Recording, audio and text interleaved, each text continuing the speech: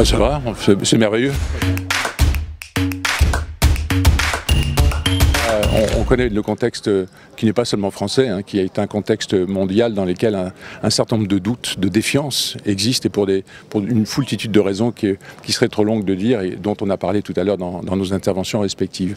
Et je pense que c'est très important de les prendre en compte, de les comprendre, de les analyser, de voir ce qui est du domaine moral, ce qui est du domaine éthique, du moral ontologique et du domaine ontologique. Et quand on a compris cela, pour nous c'est très important parce qu'on constate à quel point, par exemple pour l'automobile, qui était totalement associé, j'ose presque dire iconique, dans le mouvement de progrès en lequel tous nos citoyens croyaient pendant une très longue période, aujourd'hui n'est plus cette icône, tout simplement parce que là, il y a une défiance, y compris dans le progrès même. Et donc, ce qui devient icône est évidemment assez facilement visé comme n'étant plus un élément de progrès, mais au contraire un élément de défiance. Donc pour nous, c'est très important, et c'est la raison pour laquelle au lieu de voir le transport dans la vie, nous voyons maintenant la vie dans le déplacement. C'est ça la mobilité. Et la mobilité, c'est vraiment un droit fondamental qui est au cœur du lien social dans le monde entier.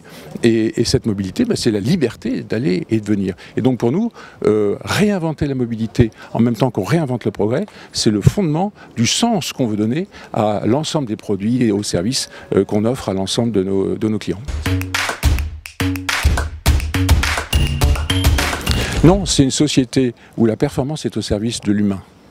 C'est une société dans laquelle l'humain comprend pourquoi la technologie va lui être utile, va lui rendre service, va lui permettre de grandir et de lui-même trouver le sens de sa vie. C'est ça la technologie qui est vraiment utile. Et là, il y a beaucoup de pédagogie à faire et on a beaucoup de responsabilités, nous aussi comme entreprise, avec toutes les institutions et les parties prenantes qui nous entourent.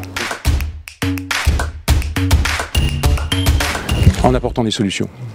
En faisant en sorte que la liberté fondamentale qui est celle de la mobilité puisse être autrement mieux vécue grâce aux technologies et aux nouvelles automobiles et services associés qui permettent de le constater, de le vivre et donc de le reconnaître tout simplement, et en donnant beaucoup plus confiance à l'ensemble de nos concitoyens.